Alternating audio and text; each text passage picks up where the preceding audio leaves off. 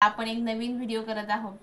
Video खूप interesting आहे, कारण आजकाल जेव्हा आपण लग्नासाठी मुलगी किंवा मुलगा जे काही असेल आपण उभं करतो, लग्नाचा विचार करतो, तेव्हा मुलीच्या डोक्यात एकच गोष्ट असते किंवा मुलीच्या आईवडिलांच्या डोक्यात सुद्धा एकच गोष्ट असते की मुलगा फुल्ली सेटल पाहिजे, आम्हाला मुलगा उच्च शिक्षित पाहिजे, आम्हाला मुलगा 1 लाखाच्या आसपास कमवणारा पाहिजे, आम्हाला मुलाचा फ्लॅट पण पाहिजे, तो सुद्धा पुणे मुंबई सारख्या सिटीमध्ये। आजचा जर रेट काढला पुणे मुंबईच्या सिटी, साधा 1 RKचा रेट जरी काढला तर तो 1 करोडच्या आसपास आहे, आणि 1 BHK मध्ये गेला तर 1.3 1.4 1.5 जसा एरिया असेल त्यानुसार त्याचे प्राइसेस आहेत। पुण्यातही काही वेगळी परिस्थिती नाही आहे। पुण्यात सुद्धा तुम्हाला 80 लाखाच्या खाली फ्लॅट भेटणं मुश्किलच आहे। तर अशा इच्छुक असणाऱ्या ज्या मुली असतात की मला मुंबई पुण्यामध्ये फ्लॅट असलेला नवरा पाहिजे, तुम्हाला माहीत आहे का त्याचे साईड इफेक्ट्स काय आहेत? तुम्हाला माहीत आहे का त्याची कटू सत्य काय आहे? म्हणजे त्याची दुसरी बाजू, जसं नाण्याला दुसरी बाजू असते, जर त्याच्याकडे फ्लॅट आहे तर त्याची दुसरी बाजू तुम्हाला माहीत आहे का? लग्नानंतर तुम्हाला किती स्ट्रगल करावा लागणार आहे याचा तुम्हाला अंदाज तरी आहे का? तर व्हिडिओ बघूया, व्हिडिओ संपूर्ण पहा, म्हणजे तुम्हाला थोडीशी आयडिया येऊन जाईल। मुलाचं घर असेल किंवा फ्लॅट असेल, तो जर लोनवर असेल तर तुम्ही 100 वेळा विचार करा लग्न करण्या अगोदर। तर व्हिडिओला सुरुवात करू। जसं मगाशी आपण सांगितलं, मुंबईत जर फ्लॅटची आजची किंमत बघितली सरासरी 1.5 करोडच्या आसपास असते, आणि पुण्यामध्ये 80 करोडच्या वर असते।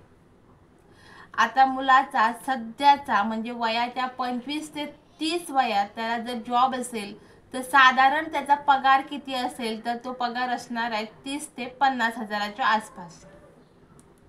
आता हा पगार प्रति महिना असेल। आता या पगारात बँकेकडून कोणताही प्रकारचं तुम्ही कर्ज घेऊ शकत नाही, कोणत्याही प्रकारचं, म्हणजे होम लोन सांगते मी, होम लोन, कारण घराचा तुमचा प्राइस 1 करोडच्या आसपास, म्हणून तुम्हाला महिन्याचा EMI 70,000 रुपये बसणार आहे, आणि तुमचा पगार जर 50,000 असेल तर तुम्हाला कुठचीही बँक लोन देणार नाही। तुमच्या पगाराच्या 40% अमाऊंट, एवढीच अमाऊंट तुम्हाला लोनवर दिली जाते। पगार जर 50,000 असेल आणि EMI जर 70,000 वर जाणार असेल तर बँक तुम्हाला लोन देत नाही, अशा मुलांना बँक लोन देत नाही। आता बँकची एलिजिबिलिटी काय आहे, तर 40 ते 50%, म्हणजे तुम्हाला जर 50,000 रुपये महिना पगार असेल तर बँक जास्तीत जास्त 25 ते 30 लाखापर्यंत तुम्हाला कर्ज देऊ शकते। 25 ते 30 लाख रुपये समजा तुम्हाला बँकेकडून मिळत असतील तर वरचे 75 लाख तुम्ही कुठून आणणार? जर वडिलांनी दिले तर ठीक आहे, नाही तर कमवत्या पगारात ते तुम्हाला शक्यच नाही आहे। आणि 75 लाख रुपये वडील देतील याची आशंका थोडी कमीच, कारण घरात मिनिमम 2 मुलं असतात, हे मात्र कन्फर्म। मोठी गोष्ट सांगायची म्हणजे 25 ते 30 वयोगटामध्ये आपलं सेविंग शून्य असतं। आपले मोबाईलचे EMI जात असतात, लॅपटॉप असेल तर त्याचे जात असतील EMI, आपल्याला समजा एखादी एक्सपेन्सिव्ह कार घ्यायची असेल किंवा बाईक घेतली असेल तर त्याचे EMI जात असतात। या सगळ्या गोष्टी 25 ते 30 वयात होत असतात, त्यामुळे सेविंग मात्र शून्य असते।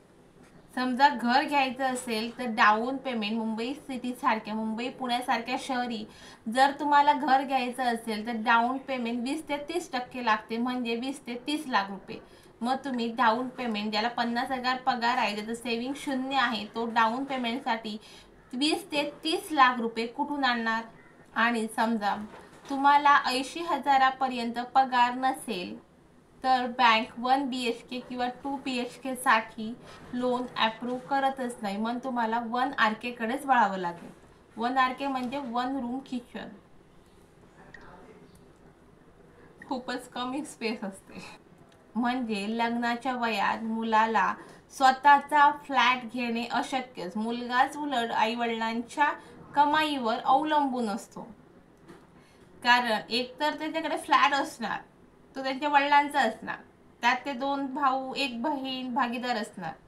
मुलाचा स्वतःचा फ्लॅट घेणं ते 25 ते 30 वयात, निदान 1 लाखाची सॅलरी नसेल तर शक्यच नाही। आणि 25 ते 30 वयोगटातील मुलांना IT क्षेत्रात जर तुम्ही पकडायला गेलं तर 4 ते 5 वर्षाचा अनुभव असल्याशिवाय 1 लाखाची सॅलरी कोणीही देत नाही. आणि तुमचं शिक्षणच 23 पर्यंत पूर्ण होतं. तुम्ही इंजिनिअरिंग करून बाहेर पडता, त्यानंतर तुम्ही प्लेसमेंट शोधत असता, तोपर्यंत तुम्हाला 24 वर्ष ऑलरेडी पूर्ण झालेली असतात. म्हणजे हातात तर सध्या काहीच नसते वयाच्या 24-25 वयापर्यंत. कुठेतरी 25-30 वय तुमचं होणार, 30 वर्ष क्रॉस 30व्या वर्ष 28-29-30 वर्ष लागणार तुम्हाला, तेव्हा कुठे तुमची गाडी रुळावर यायला सुरुवात होते. त्या वयात फ्लॅट शक्यच नाहीये. आता पुणे मुंबई सारख्या शहरात 85% तरुण हे रेंटवरच राहतात आणि वयाच्या 35च्या आसपास म्हणजे 30 ते 35 वया गटात जेव्हा ते येतात तेव्हा ते स्वतःचा फ्लॅट घेण्याचा विचार करतात. तोपर्यंत एकतर ते रेंटवर राहत असतात किंवा आईवडिलांच्या फ्लॅटमध्ये राहत असतात, किंवा कदाचित आईवडिलांची परिस्थिती नसेल तर ते सुद्धा ते रेंटवरच राहत असतील.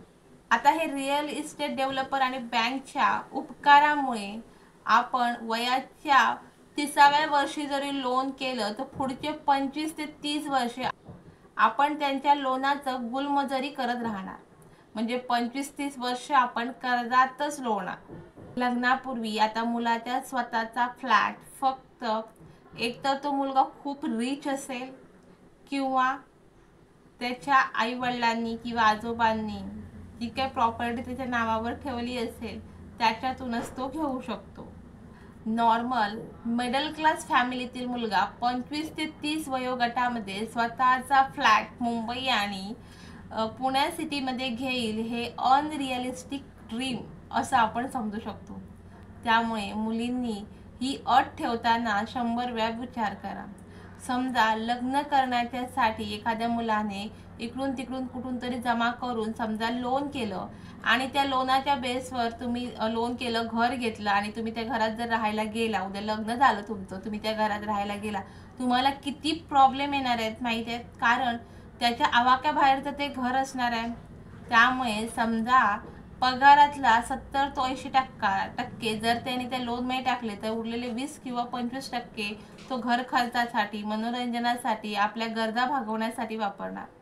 त्यात लाईट बिल आलं, तुमचं गॅसचं कनेक्शन आलं, तुमचे EMIs असणार आहे, तुमचं काहीतरी आजारपण असणार आहे, ते शक्य होत नाही. समजा 1-2 वर्षात मुलाचा विचारही केला तरी ते खूप स्ट्रगल होणार तुमच्यासाठी. आणि आता महागाई एवढी वाढली आहे की नाही, दोघांच्या पगाराशिवाय घर चालत नाही. आता दोघे जर तुम्ही कमवायला बाहेर पडणार तर मुलाला कोण सांभाळणार, त्याचा पण विचार तुम्ही आता केला पाहिजे. जर सासू सासरे सोबत असले तर ठीक आहे, नाही तर आई वडील असले तर ठीक आहे, नाही तर त्याचा पण विचार केला पाहिजे. आई वडील बघून किती बघतील, 1 वर्ष 2 वर्ष 3 वर्ष आजकाल का आपण काहीच सांगू शकत नाही. कारण जसं आई वडिलांचं वय होतं ना ते लोक गावी जाऊन सेटल होतात.